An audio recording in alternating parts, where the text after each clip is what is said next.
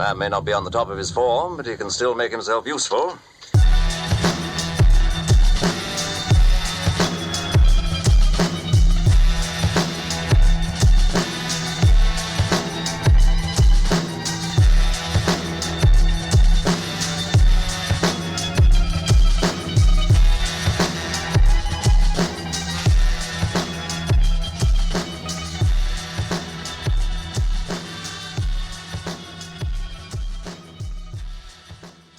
Welcome back to the By Design podcast. I'm your host, Ronnie Knuckles.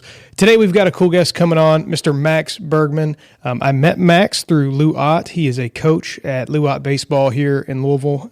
He has coached my sons in pitching, and he's got a really interesting background. He's a Louisville native, went to school here at St. X, and went on to play at the University of Cincinnati.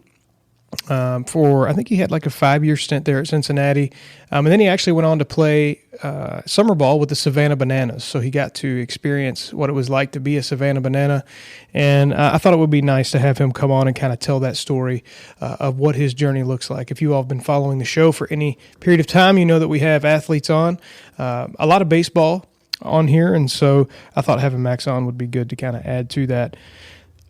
With all of that said, we're growing this show organically. If you guys like the content that we put out, we would greatly appreciate it if you share it. We are not running ads or doing anything like that on this show. So your shares and your interactions help us a lot in growing the show. We greatly appreciate that. With that said, let's get this episode started. I'm going to put my headphones on. This has all been recorded, so we've already started. Love it. I'm going to put them on so I We don't can talk. actually, we can actually hear better. Well, I'm really good about talking over people. So am I. And for some reason, the headphones make me more cognizant of that. That's fair. Sometimes, like if Tim, he'll do an episode with us or something, and I can see his face, and I can tell I'm annoying him, so then I'll start to stop and let somebody else talk over me.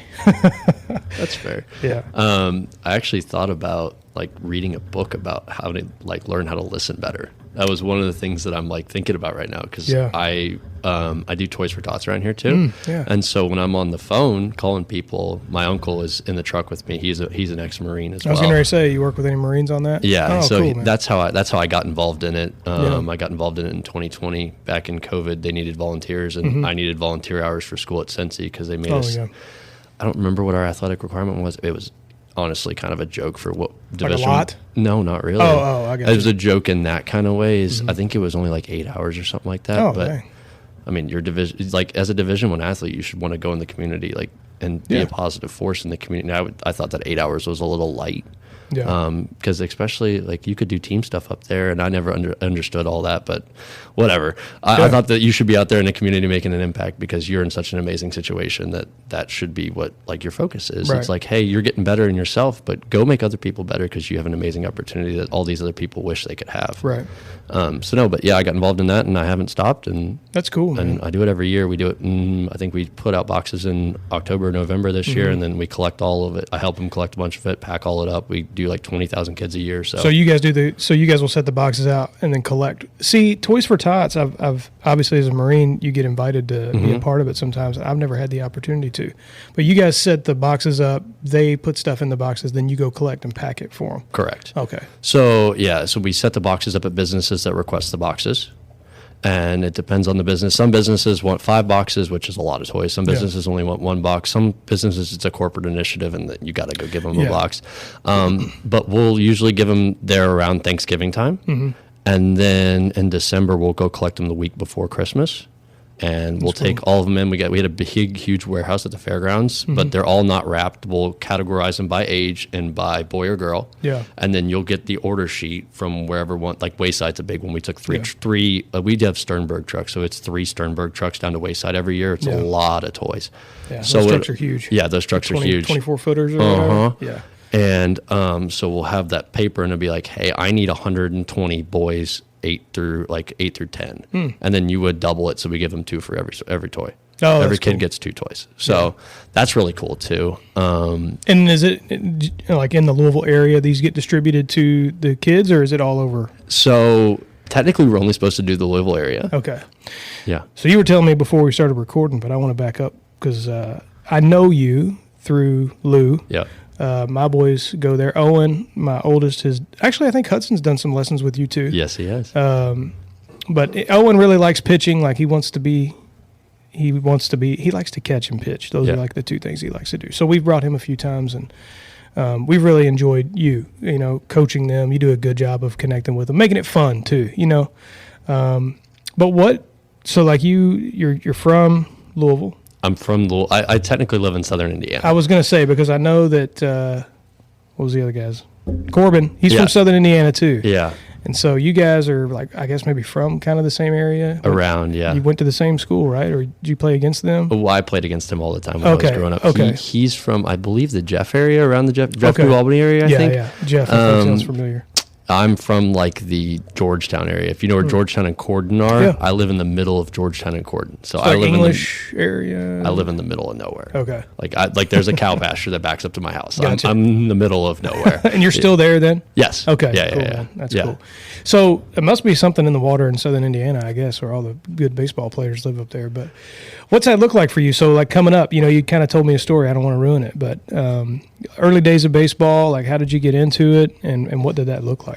Well, it started with I just liked doing things when I was young. Yeah. And so my dad actually played college soccer. So that's kind of where I got the athletic team from. He played college soccer at Western Kentucky. So obviously I started playing soccer because that was my dad's sport. Yeah. And then in the spring, I wanted to keep playing and doing something. So I just started playing baseball. I would always pick up things and throw things when I was young. My mom said, obviously I don't remember it because I was 2 years old. Yeah.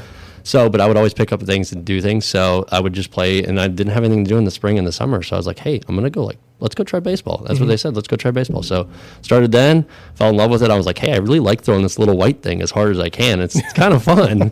It's kind of fun hitting That's it. That's the way my boys were. Yeah. Hitting it and throwing it as far as I can. So played Little League, obviously, for a while, and then played my first travel ball team when I think I was like 9 or 10 years old. Okay. Got cut. We were talking about this earlier, but yeah, got cut via text. Now you got me a little bit conscious. Like there's some kids that I think need to be cut, and I'm like, maybe they're actually going to be good one day. I don't know. Yeah, got cut via text. I think I played for a team called the Heat. It was down in like Hopkinsville area, so it was far away. It was completely far away, but my parents were like, hey, let's go play. Like you're not doing anything this summer. Let's go play travel ball. Funny enough, got the text, and funny, I was actually on my mom's phone. Oh, I was on text? my mom's phone, and I texted, and I'm reading. I'm like, oh, I looked at my mom and go, oh, I guess I'm not playing there anymore. No way. Yeah. That's crazy. But found another travel ball team the next year. And in Louisville? In Louisville. It was called Easton Elite. Okay. Back in the day. Easton Elite. So it was like an Easton brand. Yeah, it was an Easton branded team. That's cool. And that was, I think, when I was 10 to 12 or 13 around. And then they moved on. Most of the kids on my team moved on to play for the Ironmen. Okay. They created their own little Ironman team. They didn't want me to go with them. So there was another Easton team that was created. I don't even really know what we were called, but we had all the Easton uniforms. I got no idea. I didn't know any of it. But it was kind of like the group of misfits of like, hey, nobody really wants these kids. But they want to keep playing baseball. So kept playing baseball. I was getting better. Yeah. I was getting a lot better as I got older. I finally didn't get over 100 pounds until I was in 8th grade. Dang. So I was light. And then I was starting to like... tall? Were you tall, young? Not as tall, but I kind of hit my growth spurt when I was in 7th, 8th grade. Okay. So I was kind of short and small for a while. Yeah. And then I became tall and skinny, and then I started to fill out. And then I made the choice to go to X for high school. Yeah. Because I was like, hey, if I want to play baseball, this was the best program. At the time. I think times have changed a little bit. But at the time, it was the best program. I'm not going to bring up the other school, dude. No, I know, but I'll say honestly, what they're doing over there right now is because Nolan's in the facility a lot, and I see Nolan a lot, and that kid's a stud for being a senior in high school. Yeah. He's going to be really good at U of L. I just added him to Lou's website the other day. Yeah. Isn't he coaching there? He is, yeah. But them, and obviously still when I was young with Dalen and Corbin, and there's a million other guys. We talked Braden Berry and Matt Klein, and there's so many other guys that went to that school. But back when I was like trying to make a decision with high school, my dad went to Trinity, so it was kind of a little interesting on him too. I was like, I kind of want to go to X. Yeah. And he's kind of like, I don't know about that. And I'm like, okay. So yeah. My dad and all his brothers went to Trinity, so he's got 3 and that's other like brothers. that's like a real rivalry. Yeah. For high schools, that's like serious. No, yeah, absolutely. And I was like, no, I kind of want to go to X because they've had more success back at the time because they just came off a state title in 16. Yeah, I mean they were huge when I was in high school even. Yeah, and they came off a state title in 16, and I went to a school the fall of 2016, so they were just coming off a state title. So that was like obviously like, hey, like this team just won the state title. I can potentially go play for that team. And I was like, yeah, I'm going to go try. Right. So made the team. I didn't make varsity until I was a sophomore, but freshman year, played freshman ball. This was the best thing that ever happened. I played freshman ball as a freshman. Actually had to develop. That was the one thing they did really well back in the day. They had like their own freshman season. Yeah. Okay. So what they did really well back in the day is like they had a really talented varsity team, and they had a really like every group grade was really good. So you kind of stayed with your grade. Okay. So as a freshman, I'm playing freshman. I'm not thrown into the fire and playing varsity. Right. Because baseball's a game of failure, and if you make that big step up, like it's going to be really tough. Like I'm sure Corbin probably talked to. He was good enough to play varsity as a freshman, which is incredibly I don't even know impressive. If we brought that up. You know, it's incredibly impressive what he was able to do. At Trinity. And Nolan did it as well at Trinity too. So that's just incredibly impressive. But I really liked at X how they developed you. Like I played almost every single one of our guys that was freshman played freshman as a freshman. And then we all played together JV as a sophomore, and then a few of us I was lucky enough to go up and pitch a few games for varsity. But it was so cool because that was. It's almost like you're getting kind of called up in a way. So Yeah, you it kind of was. get that experience a little bit. It was the craziest thing. That team ended up winning the state title in 18. Cool. And it was like halfway through the season, and they played like a 15-inning game against PRP the night before, and they had to use their starting pitcher for the next day. Oh, and dang. I had just thrown an inning on JV a few weeks ago, or like a week ago, and I punched 3 guys out in 12 pitches. It was incredible. That's awesome. And it was really cool. I was like, okay, like that was cool. And I'd been having a decent season, but they never called anybody up unless they really needed them. And I got the call from my head coach, my JV head coach that night, said, hey, you're starting varsity tomorrow. I was like, huh?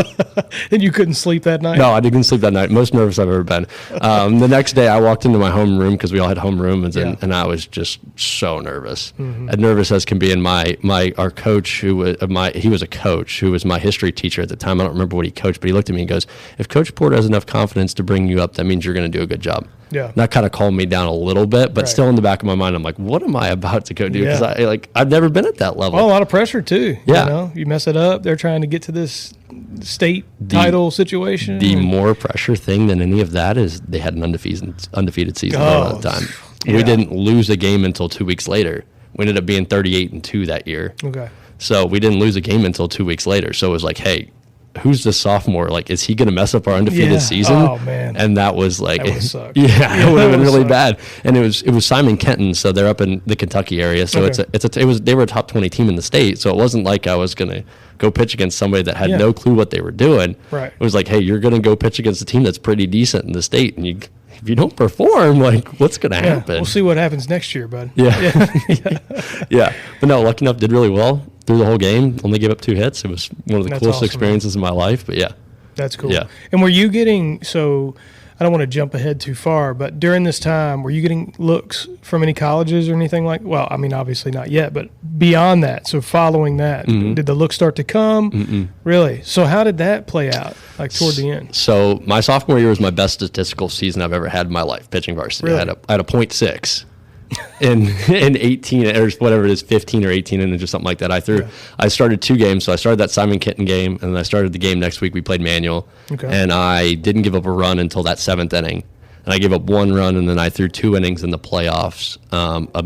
We were beating Manual in the first game of the district. Know how, honestly, now that you're talking about it, I don't know how high school baseball works. So they have a playoff system? Yeah. For districts or? Correct. Okay. So X is a little different than every other team in the state. Right. Because there's only 2 teams in their district. So it's X and male. Okay. And you have to be a top 2 team in the district to make it to regionals. So you're making it to regionals? You're making it to regionals no matter what. Oh, okay. Automatically, you're making it to regionals. So it didn't matter if we lost that game. It didn't matter anything. We were making it to regionals. Okay. So that was kind of different because like Trinity's got 4 teams in their region. I don't know exactly who they are, but every team has about 4 teams in their region. So you have to win a first game of your region round or you're out. Right. So we were like, oh, we're in. It doesn't really matter to that point. Yeah. But yeah, so that then you go to region. There's 8 region teams. There's 4 districts in a region. Okay. So the winner of each district gets a home game. The loser of each district has to go and play the road game. We lost one of our 2 games that year to Male in the district championship because it didn't, I don't know what happened. We just were really flat. Didn't play well. But yeah, so we ended up having to go to Manual for the first game of the region, and then the next 2 games are hosted at Patterson, hosted at Louisville Stadium. Oh, cool. Yeah. And so then back then, I know it's changed now, but back then if you won the region, then you would go to state, you would play 2 games, and then you would have the rest of the week off, and then you would play the Final Four the next weekend. Okay. I know they've gone to semi-state now. I don't understand exactly how that works. I think if you win a region... Yeah, I know it gets a little... That's what I'm saying. It gets complex with baseball because there's so many teams and how they do it all. It's one state title. Yeah, I know. Yep. But it's like the way they have it structured when you get up into the later playoff situation is crazy. Yep. No. But back to your question about getting recruited and all that other stuff. Didn't get any looks after my sophomore year because I was like 83, 85, which is good. Okay. But like, well, you even said earlier, 95 is the new 90. 95 is the new 90 nowadays. And so back then, even still. Yeah.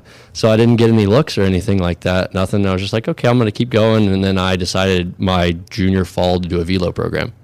I was like, I can pitch. Yeah. I can pitch, but I need to throw harder. Gotcha. And I'm not going to get any looks unless I throw harder. So ended up throwing a little bit harder. Went from like the 83 to 85 range. I think I went to a PBR showcase in the fall and I was 83 to 85. What's the average high school player throwing? Oh, I have no idea. Funny enough, I actually just put a TikTok out about the average like divisions nowadays. So the average D1 fastball is around like 89.5. Okay. So for every fastball that's thrown in D1 baseball, that's high to low. It's average 89.5. I think D2's at like 87.5. D3's at like 85.5. But that's still like you're sitting mid 80s no matter what to play college baseball. JUCO's a different animal. You can get guys at JUCO that throw 98, and you can get guys at JUCO that throw 78. You have no idea what's going to happen at JUCO. Right. Depends on their criminal background. Yeah. It depends on a lot of things at JUCO. But yeah, I have no idea what the average high school fastball is. I would probably assume it's somewhere in the high 70s. Okay. That's what I would guess because there's 500,000 people that play high school baseball, and there's about 30,000 that play the D1, D2, or D3 level of college baseball. You know how I know that? MLB The Show. It gives you the stats whenever it starts the game or whatever. Yeah.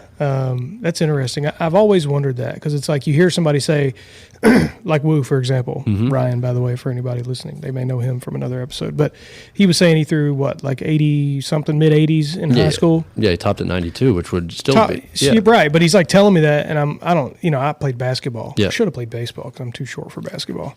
But I'm like, oh, cool, man. I don't know what that means, And so to hear from someone who's played, like, knows the averages, that makes more sense. So that would be, from a high school perspective, mid-80s, high 80s. I mean, that would be a good kind of marker to be at. Oh, it's fantastic. Yeah. It is throwing the ball very hard for high school because, like, you can get away with throwing mid-80s in high school or low 80s, like low to mid-80s in high school.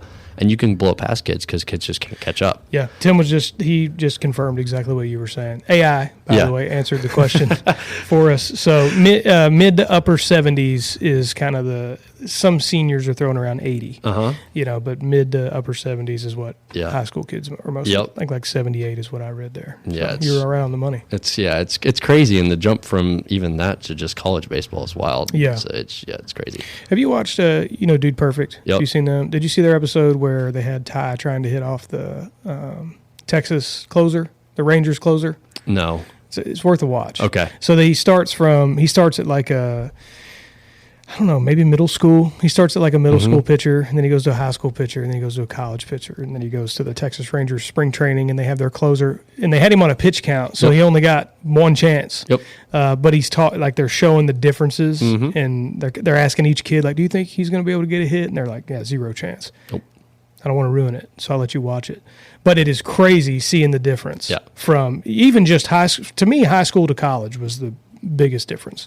He had the starting pitcher at TCU, and he went from a high school in Texas to that. And I'm like, there's no way, dude. I would crap my pants if I tried to get up there and hit a ball off that guy. Yeah, basically Power 4 baseball is semi-professional now at this days with being able to pay people. Yeah. So there's just a lot more kids that are freshmen that are going to go play college baseball instead of getting like, hey, we could take you in the 6th round and we don't know how much you're going to pay you. Yeah, if anything. Or I'll pay you the exact same amount of money every year to play college baseball. If you do good at Power 4, you're going to be a first-round draft pick. These guys that have gone to college and been really good for 3 years, like Wyatt Langford's a really good example of that. And there's a kid at LSU right now, Derek Curiel, who's a really good example of that too. But he'll be a first-round draft pick next year. He'll be in the big leagues in a year. Right. They don't have to sit in the minor He's leagues. been getting paid. Yeah, they don't sit in the minor leagues forever, and they're making a boatload of money to Right. play college baseball. Right. And it's just the facilities are better. It's a better training environment and everything like that to develop. And then it's quicker up to the big leagues. Yeah.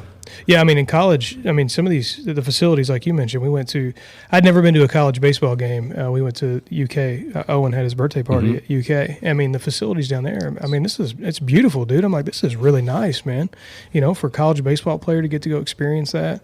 And the crowds are really into it, I feel like, in college, you know what I mean? So let's fast forward a little bit then, because you played D1, college baseball. So when did you start getting looks? Like to play D1 baseball. To play D1. Like how did that work? I started getting looks after, like, in the middle of my junior year, so around winter break. I went out to Arizona and I played a tournament. It was a baseball factory tournament out in Arizona. Like a showcase? Yeah, like a showcase kind of thing. I was like 86 to 88 that day, which was a lot better than I was. It was better than 83 to 85. So I didn't really get much from that, but it kind of gave me enough traction to where I was able to go to a preseason All-American thing out by Baseball Factory out there. Oh, that's cool. And I was 87 to 90. Ah. Once you hit that big 90, they see that big 90, they're like, all right. Yeah. So then, something. yeah, so then I started getting some calls and stuff like that. Nothing really very serious. It was just like, hey, like, we're interested, but like, if you don't get that offer from anybody else, nobody else will offer. Once you get that first offer, it's kind of like a little bit of a snowball effect. So fast forward to high school season, 3 months later, still like talking to teams, but you don't know anything. Right. You haven't heard of anything. Been on a few visits, stuff like that. I went to Western Kentucky and I went to Belmont. Those were my first 2 visits. Belmont's in Indiana, right? Belmont is Nashville, Tennessee. Oh, Nashville. Yeah. I don't know what I'm thinking of. Yeah. Anyway. So yeah, went down there, but no offers. No offer on a piece of paper that you get, because when the coaches call you, like, hey, how many offers do you have? That's one of the first questions they ask.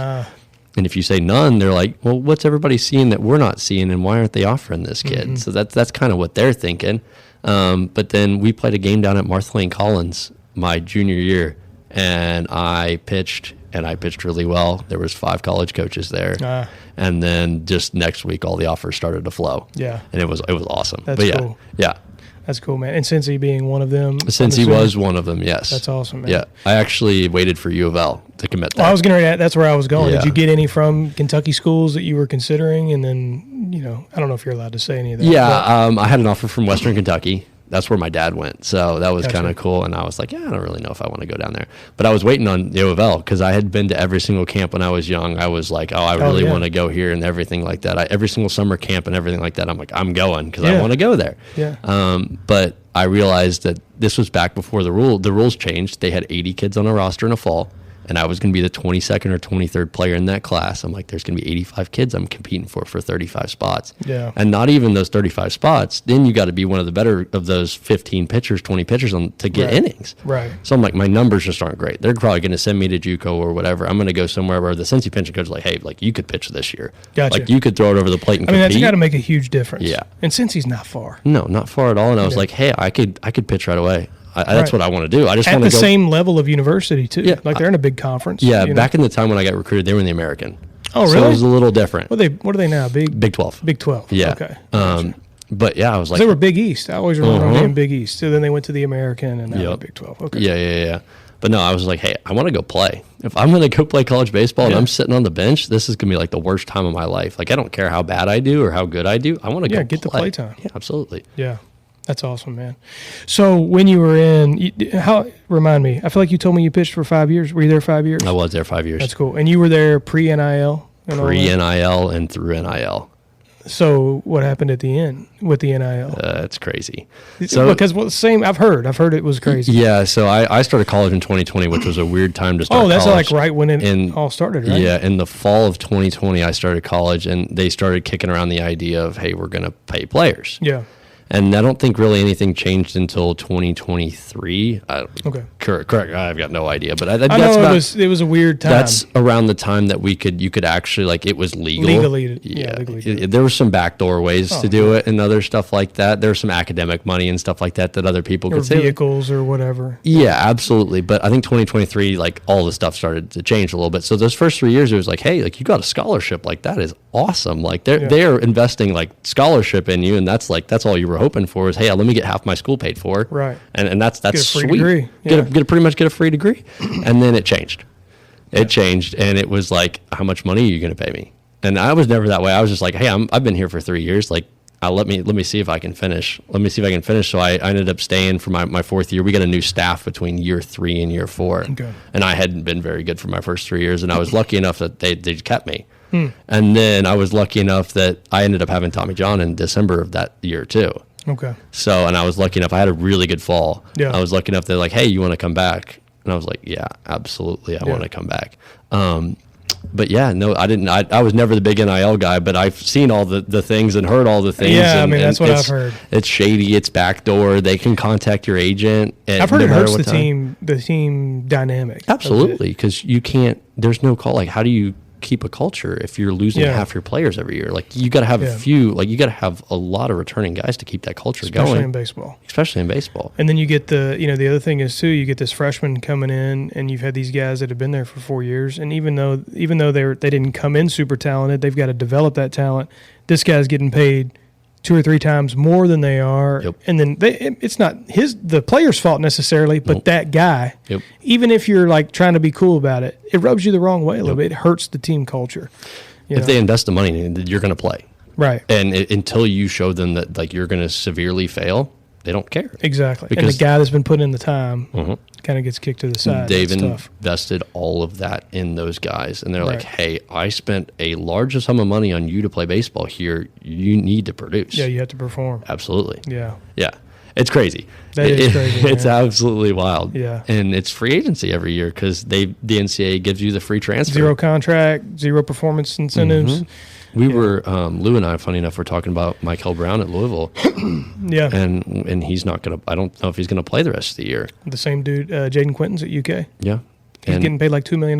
Yeah. And I don't think he's going to play. They got to figure out a way to prorate it. They have to. They have to say, look, like, yeah, you get this. We'll give you a $100,000 one time in the beginning, but to get the rest of it, every 5 games you get a chunk of that. Yeah. Or whatever. And if you don't play, or if you get injured, you get some. Yeah. But if you don't play, you don't get paid. There's got to be some kind of contractual obligation there. No, absolutely. It's the Wild West. If they get like hurt, like they break an ankle or something like that, and they're out for the Sure, season, it's that's one thing. absolutely. But Right. but I mean, if you're back tightness or whatever's going on over there, then you got a bruise on your leg or something, dude. Yeah. I know, it's weird, man. Yeah. I think eventually the NCAA honestly, dude, I think the government will eventually get involved. They have to. There's too much money.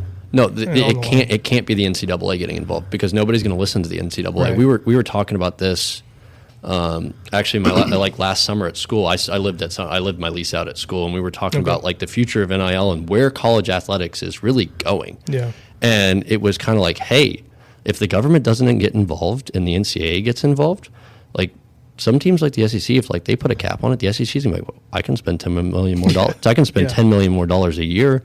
I'm getting all this TV contract money anyway. I don't need you. Right. Like I will just go make my own. I'll keep. And you're not a legally binding governing authority. No, not at all. Start our own thing. Yeah, and I'll keep you. This is what we. And I don't know if you watch the college football playoffs, but this is what Saban's talking about with the coaching calendar and Lane Kiffin and all that other stuff. Is the NCAA really has no authority over that, and all he's like as senator needs to get involved. Yeah. Because if they don't get involved, they don't care. Which is so crazy to think about, that you have to have some kind of government oversight because it's gotten so crazy. Yes, absolutely. Yeah. But back to that, we were like, it's like, hey, like these guys, like you're not going to be required to take classes potentially in the future. You might be a contracted employee from 18 to 21. Like if you miss if you're late for something like that, they're just going to fine you. Yeah. It's basically going to be like playing a professional sport because you're working for the university essentially. Yeah, if these kids are making all this money, like they're going to be like, well, why am I going to school? Like I'm getting paid $1 million to play football, to throw a football around. Plus I'm getting paid $1 million to shoot a basketball. I'm getting paid $500,000 to throw a baseball. I don't need this degree. Yeah. So what we were talking about is like the potential, like that it becomes like a job and that you can take school courses and they're offered for free, but they're not required. Yeah, I can see that. And the NCAA would kind of go away, but obviously they're going to do everything they can to hold on to their power. But they really have no rights and authority. I mean, no, not outside of, especially as contracts and things wear off. As time comes up, people aren't renewing anything with the NCAA because they don't really have to. No. Yeah, it's going to get weird. I do think, I don't know where I saw this. but I do think the government is going to end up getting involved. They have to, or it's going to Within stay the next within few Wild years. West. It's already crazy now. People are going to start getting hurt, and then it's going to turn into big scandal situations, and it's going to get bad. Well, so they got to have some kind of control over it. The to use the Ole Miss quarterback, I mean, he's suing. Yeah. He's suing the NCAA. That's going to keep happening. That's going to keep happening. And then what happened with Diego Pavi at Vanderbilt, where they got an injunction basically to say, hey, let's go back and look at it 3 years later so he can play another year of college football, is going to keep happening unless somebody in the government steps in and say, hey, can't do this. Did you see Carson Beck? They were interviewing him before the championship game. No. And they were like, you still have classes and stuff? And he's like, I graduated 2 years ago. Yeah. And it's like, dang, bro. Yeah. You graduated 2 years ago and you're getting paid whatever he's getting paid at Miami. It was 4 or 5 mil or something. Yeah, but he'd already done 4 years of school. And he's still getting paid millions of dollars. Crazy. Yeah. He's a professional athlete. Yeah, it's great. And literally. Yeah. Those guys are professional athletes. The funny thing is I took a fifth year, right? And I was like, so you had a COVID year. No, I didn't. It was a med red year. Okay. From TJ, medical red shirt from Tommy John, and I took a fifth year. Yeah. I was like, hey, I might as well play baseball. This might be the last time I ever play baseball, and it's at a Big 12 level, and I'd played an American level before, and they want me to pitch. Absolutely, I'm going to go play another year. Absolutely. Yeah. But I took 3 classes in the fall, I don't remember. I think it was 2 classes in a 6-hour internship, and I think I took 2 classes in the spring. I filed for a part-time student thing. Yeah. So, I mean, literally, like those guys, like those football players can take 6 credit hours in the spring and have somebody else pay somebody else to do their work. Oh, yeah. If you're making $500,000. And that's your class. School. Yeah, that's your schoolwork. So it's crazy with the online stuff now, and you can. And AI now. Like AI didn't exist back when I was in college. No. You ever heard of Mathway? You ever heard of that app? I have not. We use Chegg. If you know what is it called? Chegg. Chegg. I feel like I've heard of that. It's a paid subscription service that basically does that have like the flip cards and stuff? Yeah, it's a subscription Okay. on your phone. You take a picture of the problem and it shows you how to do it. Yeah. And that's what Mathway was. When I'm in Calc 1 and Calc 2, and I got 30 minutes to do my homework because I got lifting to be, and then I got a team meeting after, and then honestly when I get back home, I need to go to bed because I got to get up the next morning and do it all again. Right. Hey, let me take a picture of this. I can do this homework, but I don't really want to waste the 2 hours. Take a picture of this, and whatever happens. That's what I did. That's what got me through college, Mathway. But now it's like you got ChatGPT, dude. It's crazy. You just pop it in ChatGPT, does it all for you, tells you how it's done. Yeah. And I'm like, I mean, I put a post on my Facebook the other day, and I was like, college is still worth it, but it's about how you leverage the degree that you get.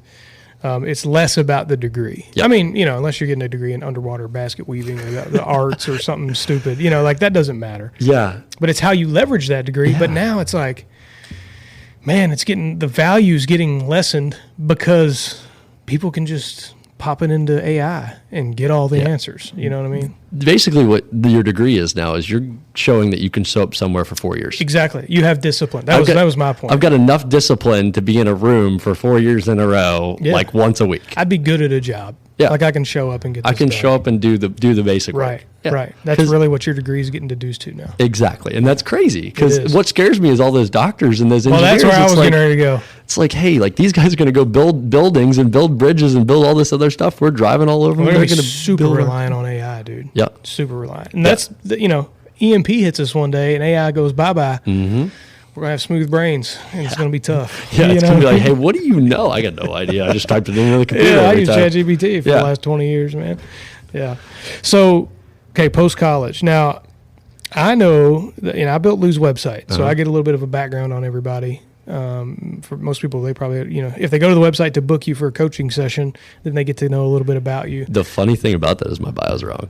Yeah, okay, look, man, that's on Lou. No, Lou's got me as a Seattle Mariners pitcher back back when I was born. I was like, Lou, that's not me. We got to get that face. Oh, I don't know. He copied and pasted it to me, dude, so it's on him.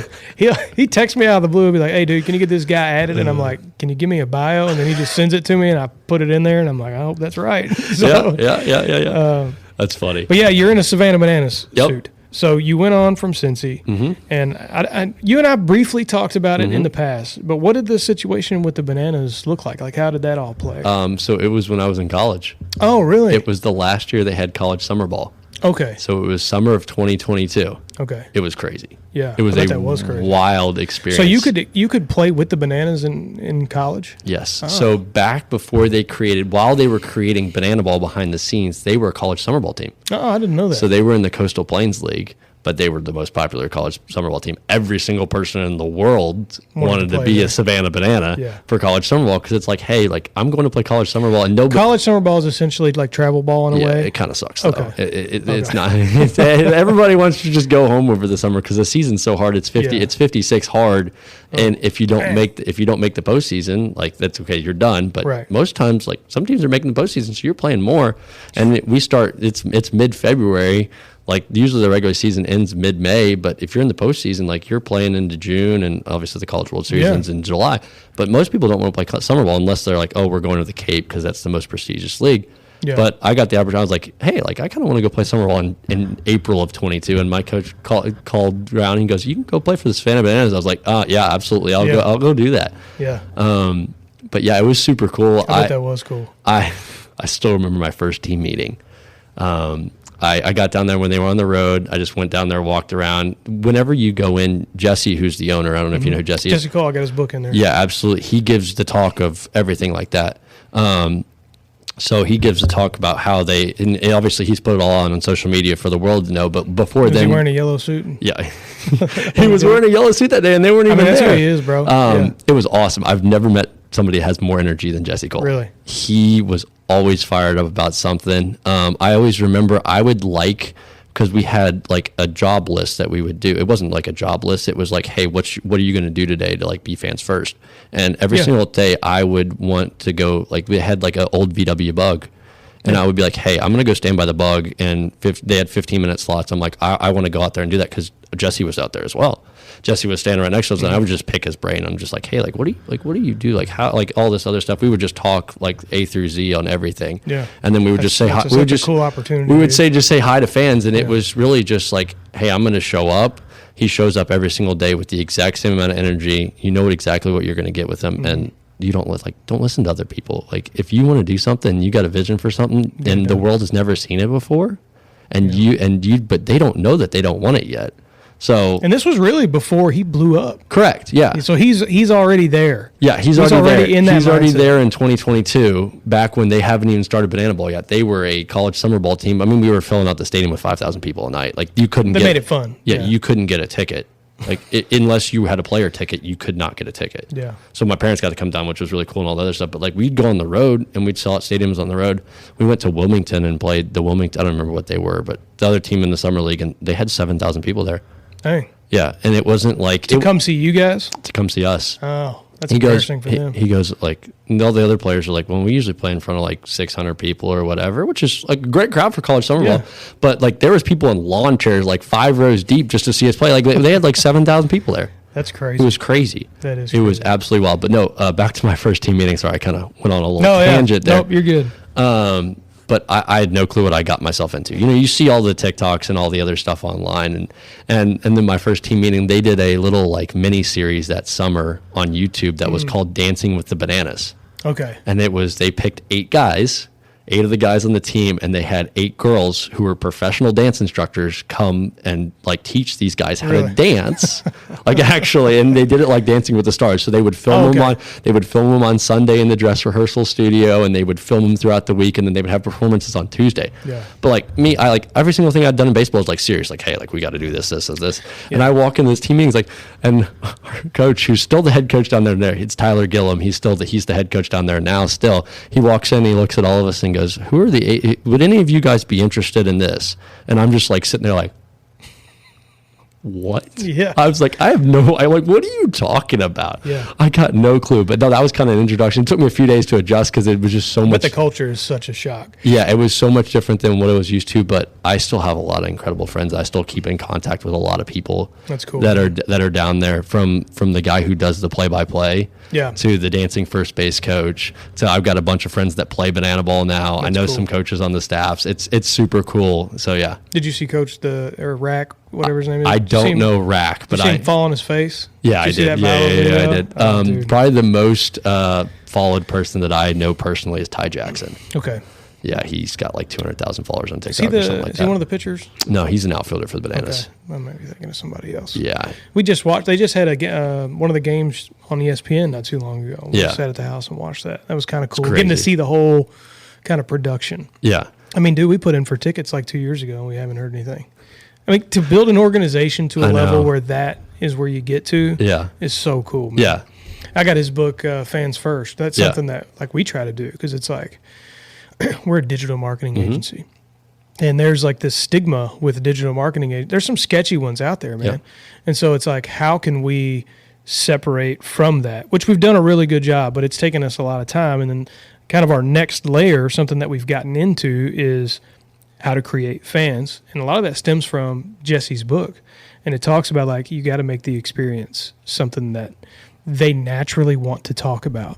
And we're not, look, like we got a long way to go. Yeah. But we see that like on social media, like Facebook, which is again a middle-aged white man's thing. We get tagged a lot because the clients that we've interacted with have had a really good experience. Yeah. But you can look at these guys like Jesse Cole and see what they've done, and it all started with that. And Mm-hmm. you being able to sit next to him, next to a Volkswagen Bug or whatever, and Yeah. getting to pick his brain, like that's invaluable, dude. No, it was, Like the whole thing is worth that. It was absolutely incredible. Yeah. And I tried to say yes to everything. Even I did some crazy things. Like I did a TV interview in a shark costume. I got a picture on my phone of that. But that's like not something like, first of all, I never in my wildest dreams thought I'd be on a TV interview. Like, hey, like this is going to go on the local news. Like, Especially on a shark costume. yeah, and I was in a shark costume, and it was awesome. But no, I tried to say yes to do everything every single time I could go in the crowd and do something. It's just invaluable to learn that because if you don't have people skills with AI coming in, like Yeah. you don't have anything going forward. Oh, dude, and that's the real beauty of with AI coming out now Mm-hmm. is that real personable human interaction now is a game changer. Like that separates you. Yeah. And that, I mean, that's just wild to Yep. me. Just the basics, being able to communicate, being able to actually care about people, and being real separates you from the rest with, Yeah. with the rollout of AI. Yeah. Which is like, I don't know. To me, it's like, okay, that's great. Yeah. Because now I don't have to be super smart. No. I can just kind of be normal Yeah. and be separated. You can hold a conversation with Oh, somebody, yeah. and you don't even have to provide value to their life. If you're just a nice, honest person. That's what I'm saying. Yeah, absolutely. Just be real. People just Yeah. want real people. Exactly. Real things. Yeah. Not AI stuff. No. Which is like the norm now. Yeah. Yeah, it's wild. That was the coolest thing I learned down there. Obviously, there was a million incredible experiences, but just how to connect with people. Actually, Well, you do a good job of it. You Yeah. do a good. I pay attention when I'm up there, and the way you talk to people and your attitude, like you stand out because you're just having a good time, and that's a skill. Thank you know, you. it's Yeah. a skill that you have to learn. I'm not great at it. to be Yeah, honest no, with you. but that's what I learned down there. Yeah. Before I was just kind of like just whatever, but I learned down there like you got like I have a lot of energy, and if I've got a lot of energy, you might as well use it. Might as well Bring put some, it out. Bring some positivity into the world to other people. Right. But yeah, no, No, it was incredibly awesome. All those people, and yeah, it was Yeah, but what an incredible experience. And I still get to, because I know some of the guys on each of the teams. So when they're around, I still go. I'm lucky enough to get tickets because I know That's some of the cool. guys that get player tickets. But yeah, it's super cool to go That's see all it, those man. guys and reconnect. So yeah, I bet it is. So what are the plans moving forward? Because I had talked to you a while back about this. What are your plans now? I have no idea. I didn't make a banana ball team. Okay. So yeah, How many teams do they have? they have 6 now. Okay. But yeah, I got no idea. I'm giving lessons for a little while, see kind of where that Yeah. leads me. If I can do well enough to where I can give lessons for a living, that's an incredible opportunity. That's better than me doing any other job office. Like Yeah. it Oh, by yeah. far. Sure. So yeah, I love what I do, and I'm super happy and incredible to be able to do that. Well, you do a great job at it. Thank you. I know Lou appreciates that too, because I'm sure it is hard. You know, you get a lot of rotation coming through there because you got guys trying to go do banana Mm-hmm. ball or get to the league or whatever it might be. Where you're going. where I'm going, I got no idea. Yeah, Just living it a day at a time, trying not to go in the office. Yeah, If we're dude, being I- honest. If I we're hear being that. honest, I hear that. got Going to it. some corporate thing or got a yeah. bunch of friends that do that, and I'm like, yeah, okay, the money's cool, but like, I don't want to do that. That's where I came from. You know, I mean, so when I went from the Marine Corps to, I went to vocational school because I'm like, I can't sit in an office. And I was working I worked at Bluegrass Audi here in Louisville. Mm-hmm. And I was, I'm going to go into way too much detail, but I got to tell you the story. So I was changing an O2 sensor on an Audi like A8, which is one of their higher end. And in order to do this, you had to drop the transmission on the car to change this one sensor. Yep. It was like a $900 job for like a $50 part. Anyway, I'm dropping this transmission, and it was probably this time of year. A huge thing of ice just goes straight down my sleeve, all the way down into my shirt. And I was already so tired of that job, and I was like, "There's no way I can do this for a living. Yeah. Like I hate this so much." So I ended up going back to school. I went, like I told you, I went to U of L and got a job in the corporate world. And it was like I got promoted into leadership, and I was managing a team, but I was literally sitting in a cubicle. And I was getting a 6-figure job and all this, whatever. But it's like, at what cost, dude? Yeah. Like at the cost of your soul. Yeah.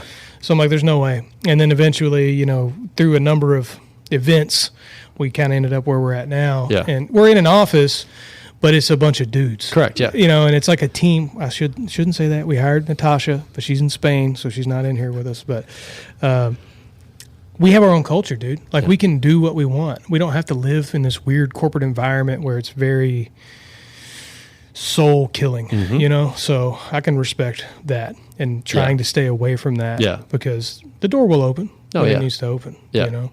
No, I think lessons are the future for now, but I mean, obviously the goal would be to own my own facility. I don't really want to compete with Lou because I like Lou so much. Yeah. But, there's plenty of opportunity. But there's plenty of opportunity out there. So and Lou could probably help you out. Yeah. You know what I mean? Like he's a good dude. He was going to take care of you, and you can Yeah. learn a lot of lessons from That's him. That's why I love working there, because I can learn a bunch of stuff from him on how he built his business. He's been doing it for 15 years. I mean, you might as well pick a brain of a guy that's been doing it for 15 years, and he's super successful. Right. He's been able to keep that place open just basically by his own will for the last 15 years. Yeah. And it's incredible. We've been there for a year and a half, maybe 2 years now. Yeah. My kids started going there when they were 6. They were really too little to be going there, but they were so. This is going to sound bad. They were not great athletes born that way, which a lot of kids aren't. Yeah. But they wanted to be good. Yeah. And I'm like, well, in order to be good, you got to put in the work. Yep. And so we found Lou. I don't even know how we heard about him. But I've seen the evolution of how things have gone even in the last, 2 years. It's a grind to start your own thing and do that. And he has kind of drug it along, and now it's doing really well. Yeah, it's doing fantastic. And he keeps it alive. He works. Everybody knows about them and what you guys do there. Yeah. Funny enough, I was at the dentist like a few weeks ago. They're like, "Well, where do you give lessons at?" I was like, "Lou Ott." They're like, "That's the only facility I know about in town." I'm like, "That's probably a good thing." Yeah, it is. Yeah. Yeah, and I mean there are a few others, but when I talk to people, I'm like, you need to go to Lou. And a lot of people know you now. So like even at our travel team practices and stuff, we'll have some kids come in and they'll want to pitch, and I'll talk. I'm an assistant coach, but I already told you I don't know much about baseball. I'm pretty open with the parents about that. I'm like, look, I can yell at your kid and make them do things, but I can't teach them baseball. Fair. So, but we'll have some that want to pitch, and I'll ask them, have you gone to any lessons? And the parents are like, yeah, we've been thinking about it. And then I'll always say, well, you need to go see Max at Lou. Yeah. Because it's true. I mean, you need to go somewhere where it's more about building the kid up and having them enjoy it at this age. Yeah, no. You know what I mean? When you're playing sports from like 6 to 14, nobody really cares how good you are. Let's go have fun. Right. Go enjoy it. It's a sport. You're a kid. It's not supposed to be the most stressful thing in the world. Like those 10U travel ball teams that are the most stressful thing in the world. Like you're just killing the love for the game for those kids, and you see some of the best kids quit. I know. By the time they're 13 or 14, it's like, hey, you're a kid. Go have fun. Right. Enjoy it. And if you have fun, you'll be good. And if you have fun, you'll get better. And then when you get to 14 to 16, you'll start working your butt off really hard in the weight room and doing all these other things. And then you might be able to play college baseball. Right. Yeah. That's the fear with my kid. I'm like, I don't want to burn him out. And Owen is very he's hard on himself, dude. Which is, I mean, kind of a good quality to have. But I'm also like, I don't want you to be burnt out when you're 12 because you're so anxious about it. So I'm trying to get him in to see you guys as much as I can so that he can kind of break that. But just relax and have fun. Chill out, dude. Yeah. Yeah. And I guess, I can't I'm his dad. So when your dad's trying to coach you, it's a lot different. Because I might say something where I'm not really trying to I'm just trying to help him out. Hey, try this instead. But he hears me saying, you're doing it wrong. Yeah. Whereas if a coach says that, he hears what the coach is trying to say. Yeah, I get that all the time. Yeah. It's like, hey, I've been telling him that for a year, but he won't listen to me. Yeah. And he finally listened to you. I was like, I can understand how that would be different as a kid. I didn't want to, my dad played soccer, so I didn't want to listen to him when I soccer. Yeah. I thought I knew it all. Yeah.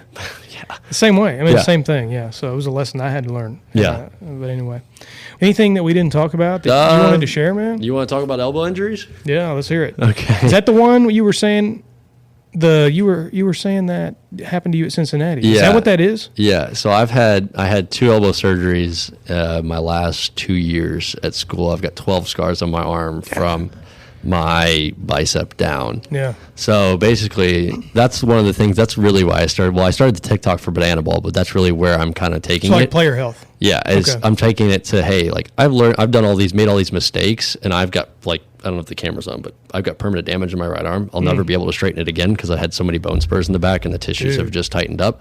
I don't want you to make the same mistakes that I did, because I would just roll up to the field. I'd do like 3 bands and be like, all right, I can go throw as hard as I can. Yeah. And I just don't want kids to make that same mistake. So I think that's my like second line of my bio is like, hey, like I successfully recovered from TJ. Is it a thing where it doesn't happen a lot? Recovery doesn't happen? No, it happens really high from Tommy John. Okay. It's at like a 90% rate, but I found that nobody really posts about it. There's not really a lot of stuff online about it because it's kind of like the forbidden thing. Like, hey, don't talk about it as a baseball player. Like a lot of people end up having it, but don't talk about it as a baseball player. And I don't really think that should happen. It's like it's kind of like ACL in the knee.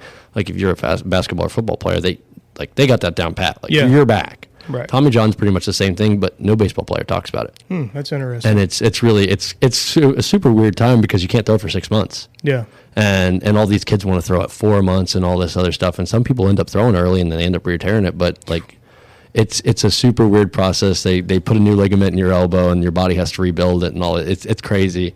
They take it from like another part of your body, I guess, it's like a from skin graft almost? It's from my wrist. So I'm missing. So you have most, 85% of the population, I believe, has 3 ligaments in their wrist. Okay. And they take it out of your wrist if you have it. If not, it comes out of your hamstring. That's wild. Yeah. That is wild. Yeah. I mean, who's the guy that figured that out? You know what I mean? I have no idea. Yeah, he'll be fine without that one in his wrist. Yeah. So you don't need it. I think it's called palmaris longus. Huh. You don't need it in your wrist. Interesting. And they take it out. I got a huge scar on my elbow. They just fly it open and Pop it in there. fly it open. They punch some holes in the bones, tie it around, and then the new thing is they put tape, like I don't know what kind of surgical tape around it, so it's kind of double strong, so it doesn't tear as easily again. Because It seems a little sketchy. I dude. know. Yeah. So they're taking a tendon out of your wrist. Yeah. It'll never be as strong as the native ligament. Yeah, exactly. Even if your body tears it down and builds it back up into a ligament, it'll never be a foreign thing. Yeah, it'll never be as strong as the native ligament. Yeah. So they're taking surgical tape and throwing that around it too, and it's shown to help guys that throw realistically throwing a baseball. Yeah, because you're coming back to throw. You're not just Yeah. getting it in there and just so you can move your arm. You're getting in there so you can perform. so you can go pitch in a game again. But realistically, like throwing a baseball hard is like 80 miles an hour and up. And that's crazy in today's society because we talked about earlier, 95 is the new 90 and all this other thing. But like if you throw the baseball 80 miles an hour and up, you're putting a significant amount of stress on your arm. Right. So even that, like even if you're an 80 mile an hour kid, like they're going to put that tape around there just to make sure that your UCL is a little bit healthier. Right. Yeah. So had that surgery, and then also while I was having that Tommy John done, I had 2 bone spurs taken out of the back of my elbow. So did they find that because of the Tommy Johns? No, it was in my MRI. Oh, okay. Yeah, it was in my MRI. I like. So you just do this from throwing the ball? Yeah. Dude.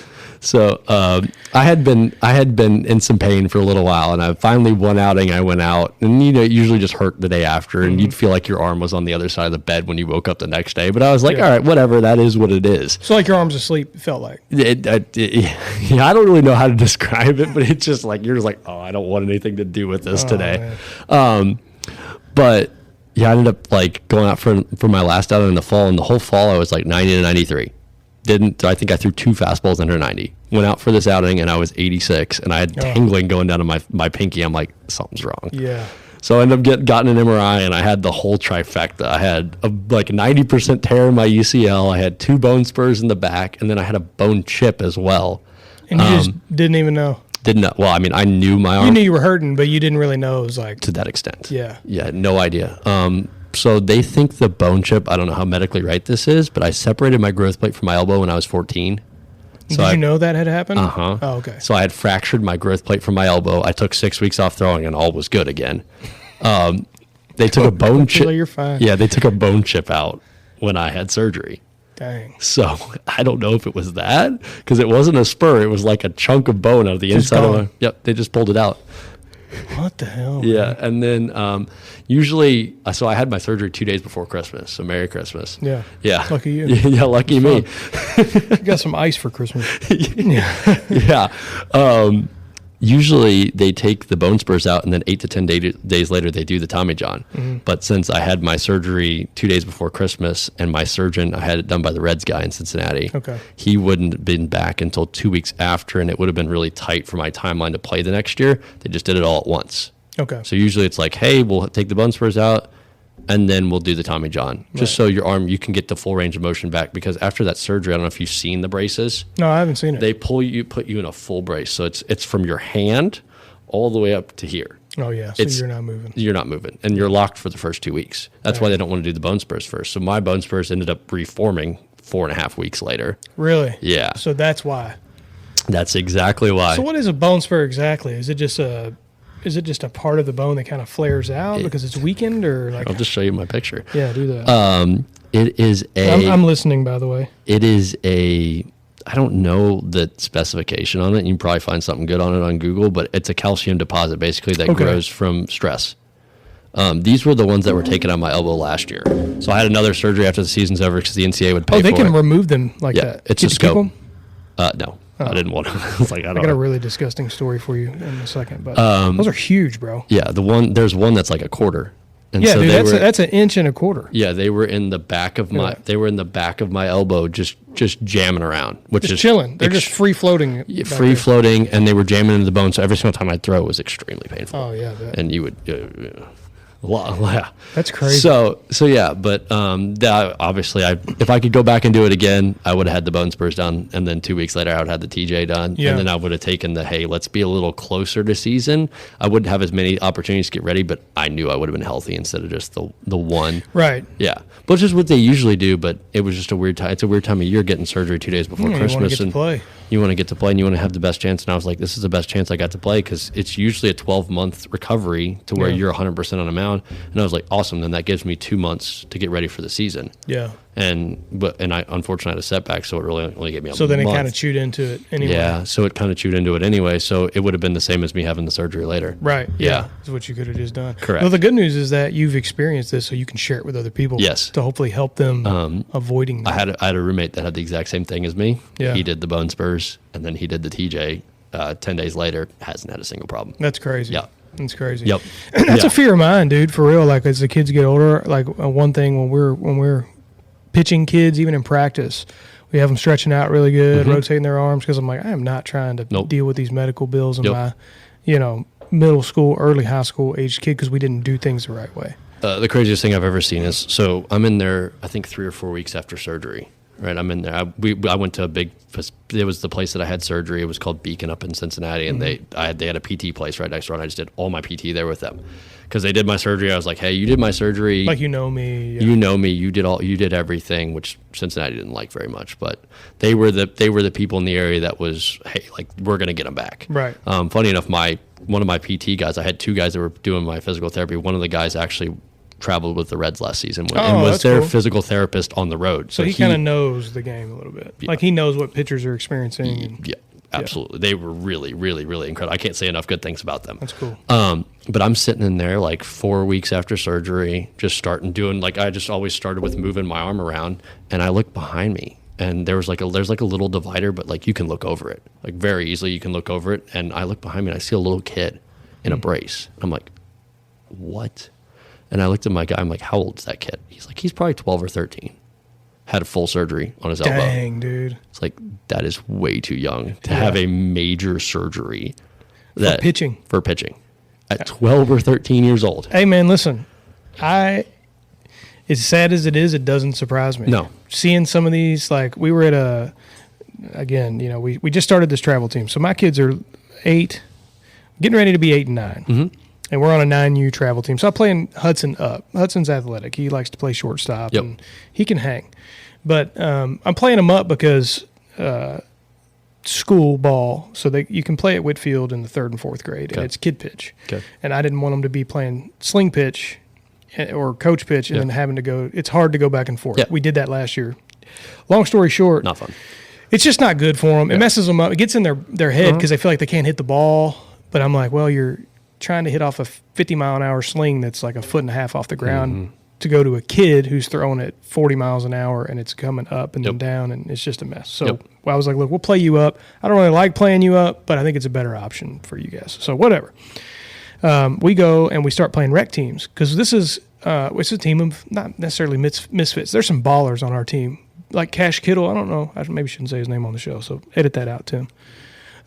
He trains at Lou's. Okay. Small little kid. Yeah. Baller. Yeah. He's really good. There's a few others, but kind of misfits in a way. Like we have kids that other travel teams cut, or like they maybe didn't cut, but they tried out and they like were almost ready, but they weren't. So we were like, look, we got all winter, all fall. Let's develop them. Yeah. So we were looking for kids that had, they had the drive, like they had the want to. Yeah. And so we kind of put them together. But where was I going? What were we talking about?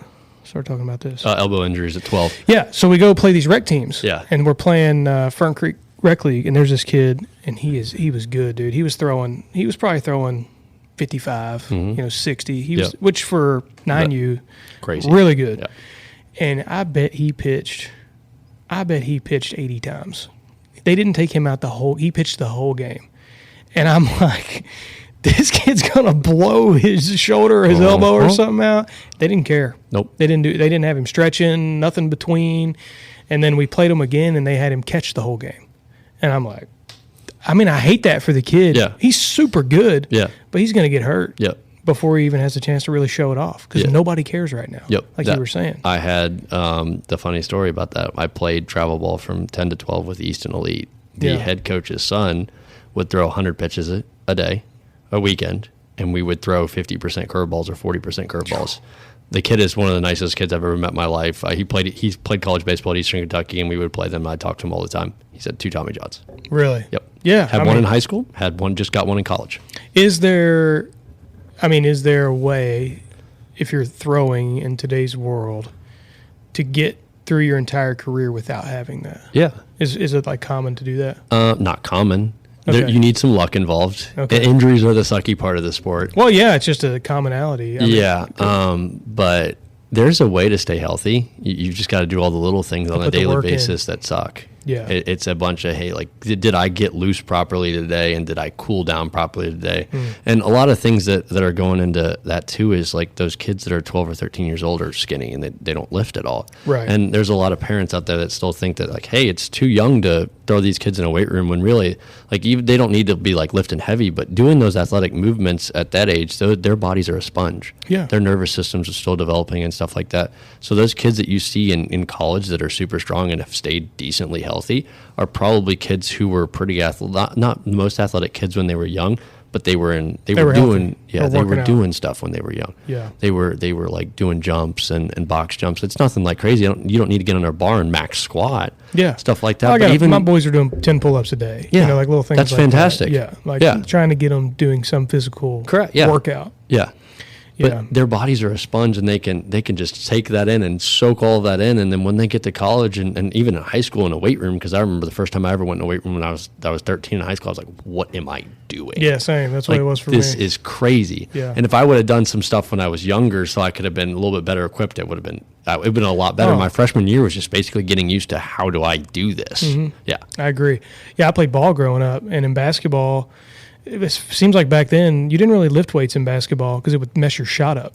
And so, like, I was in the 8th grade, I was playing JV I went to a private school, so it was a little, Christian private school was smaller. But I mean, they didn't really have us lifting weights. And then my sophomore year, I went to Fern Creek, which is a public school, and you had to go to weight class. Like, you had to lift weights for class, strength and conditioning class, and I was like a fish out of water in there, dude.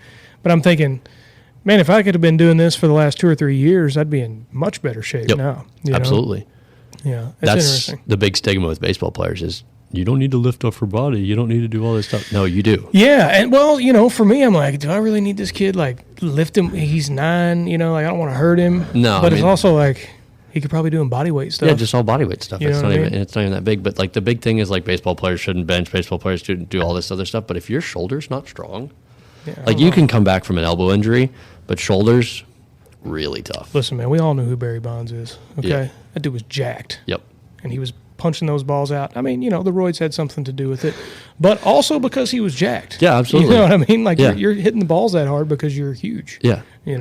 I think that was the biggest. We played Florida the year they went to the College World Series finals and lost to that Skeens LSU team. Okay. We played them down there, and that was the biggest physicality eye-opener I've ever Really? seen in my life. Yeah. Those guys were massive. Yeah. Massive.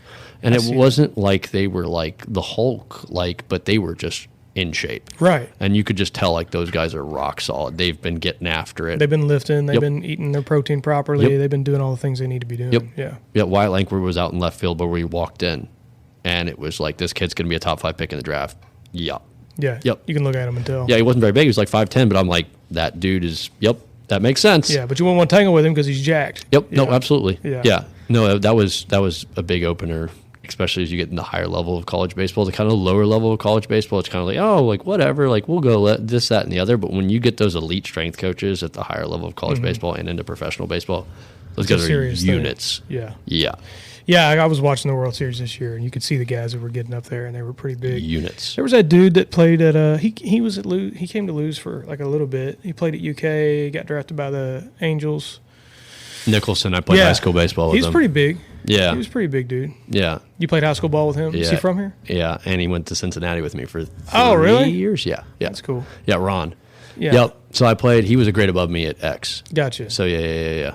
Yeah, I watched. We went and that was the first time we ever watched the College World Series. Was when they were playing that Mm-hmm. year, and I saw him get drafted, and then I think maybe He's in Double A, I believe. With the pre-season. Angels. Yeah, it was before he. It was before he. It might have been spring training or something. He hit a home run, Yeah. and then I didn't know what was going on with him. No, I got no idea. I don't keep in touch with him, so I Yeah. got no idea. But yeah, back to the World Series. We played. I don't know if you remember Trey Savage in the World Series. He was the Blue Jay. He was a starting pitcher for the Blue Jays. Okay. And we played him at East Carolina like 2 years ago. Really? Yeah. Oh, They were pretty balling too. East Yeah. Carolina's always pretty good. that was the best atmosphere I've ever played in. Really? Yeah. Yeah. What are they? The Pirates or whatever? Yeah. They got a cool that logo. place, the jungle is. Really? They all just like, well, there's a tailgate area behind left field, and it's basically like a little hill to the fence, and they all just bring their like chairs and camp out. Yeah. Not camp, but they just have like a tailgate back there, and nobody in college baseball really tailgates. Yeah. So, and then they pack the fence. There's like 5,000. There was like 6,000 people there on Friday night. Oh, that's cool, man. It was for a college crazy. game? Oh, it was awesome. Did you see the Coastal Carolina? It was before the World Series, and or maybe during the World Series, and they had the opposing team was pitching. What do you guys call that? Where the pitchers warm up, bullpen. Yeah. So they're in the bullpen, and they have all the Coastal Carolina Yep. fans are hanging over the thing, and Yep. the dude he throws a ball, and the whole crowd's like, "Are you sure this is the guy, Coach? Are you sure he's gonna get it done?" And you can see the pitcher down there like trying to keep his composure, But to me, that's a fun atmosphere. There's a lot of crazy things that have been said in the college bullpen that I can't repeat on here. They'll tell anything to you just to try to Just to throw get in you. your head. Oh, it's actually crazy. Yeah. It was wild. The things bet, that they man. would say to you. You better make your Instagram private before you go on the road because they're going to know everything about you before you step on that mound. That's crazy. But yeah, they find a way. I don't know. They're like FBI investigators. Like they find every little. They're thing. college students. Yeah, They got nothing else to do. They got They're nothing messing else to with do. you. Oh, they love that. And it's outside technically like at East Carolina, like that like area, the jungle's outside the stadium. So Well, they can do whatever they want. they can do whatever they want. So they're all intoxicated and they don't care. Yeah. What are you gonna do? They're just like, and it's awesome. Like, it's Yeah. really cool. Like, it's like to the point where I got to the point where like I was warming up one day and I was like, this is kind of cool that they care enough to yell at me right now. Yeah, for sure. Yeah. That's what I mean. Like as that Yeah. pitcher, you're like, this is a cool experience. Yeah. You know what I mean? Yeah. I was the first guy out on Friday night out of the pen in a 1-run game. And it was so No, cool. I bet it was. Yeah, and they were just yelling at me the whole time when I was getting loose because I was the only one down there. It was me, the guy that was running the bullpen on the walkie-talkie, and the catcher. Yeah. They were just letting me hear it. Oh, I bet they Yeah. were. That's cool. That's a Yeah. cool experience Yeah. to have too. But the funniest thing is when we weren't playing the game, they were the nicest people in the world. Oh yeah. Nicest people in the world. Like when we were out there for BP, like they tossed our center fielder like a brisket sandwich. They didn't They're just care. having a good time. They're just having a good time, but they just didn't want us to win. Yeah. Yeah, they were the nicest people in the world. I think they're known for that. Like East Carolina, I think Oh. their football program is known. Like you don't want to play there at like a night game at East Carolina. Crazy. Remember they used to beat like some big teams down there sometimes. Yeah, no, that was the best fan base I've ever seen. That's cool. It was really cool. And then obviously we played at Tennessee for a regional last year, so that was But that was interesting. yeah.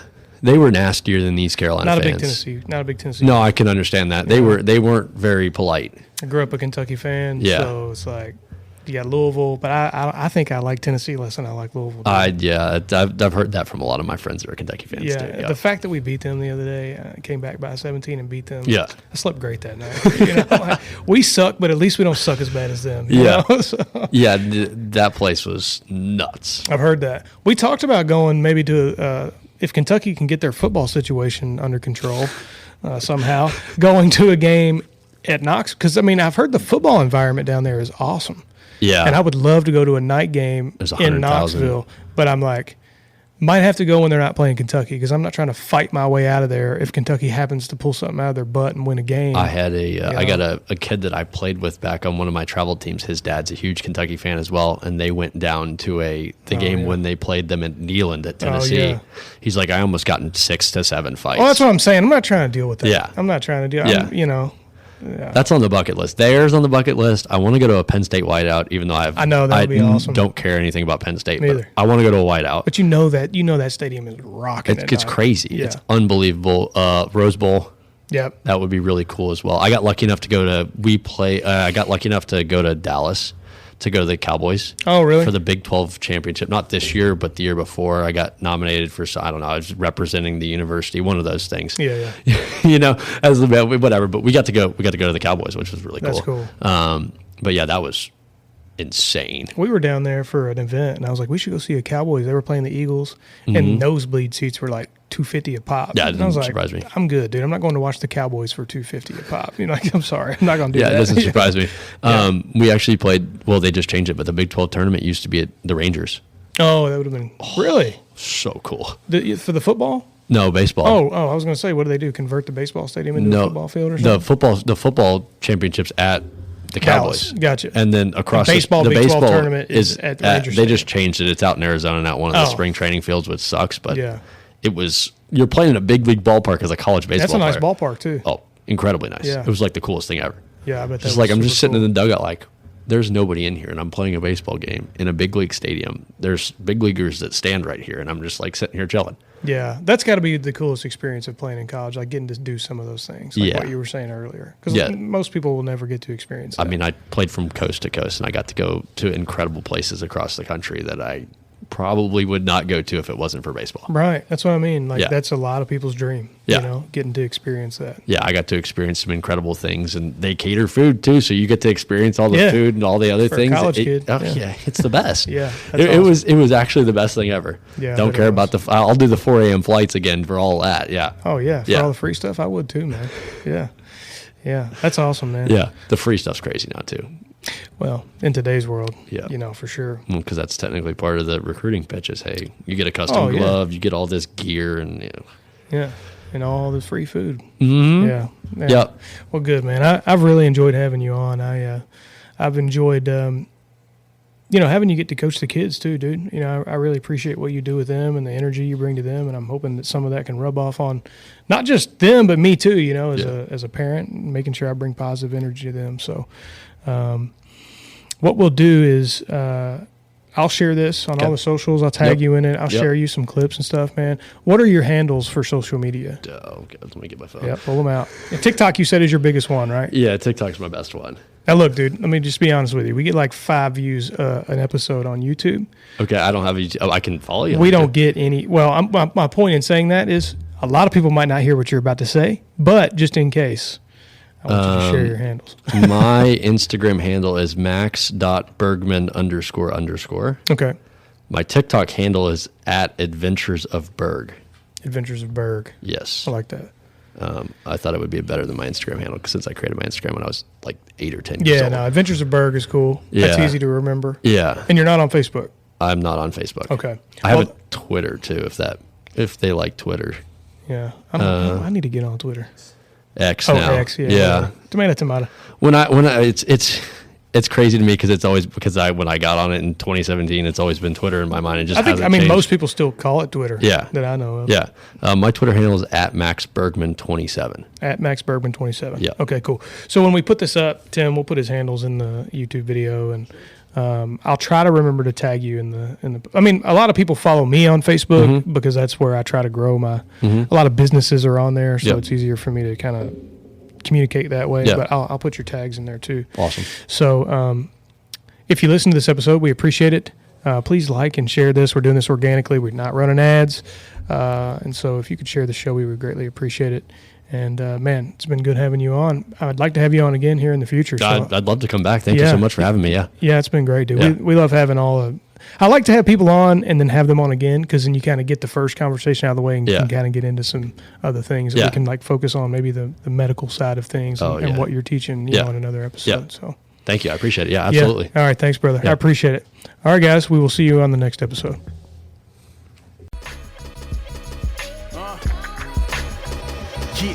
There's a war going on inside. Just to name a couple, I battle with porn and pride. In a persistent struggle, a reoccurring huddle. A prayer meeting with me and the Holy Spirit. Feeling free, but no, I'm nowhere near it. But thank God for his conviction. The awful part of me that may leave others to suspicion and call me into question. I confess my addiction. Know it's a lethal weapon. May compromise the mission. Being proselytized from this humanistic system. You think about that.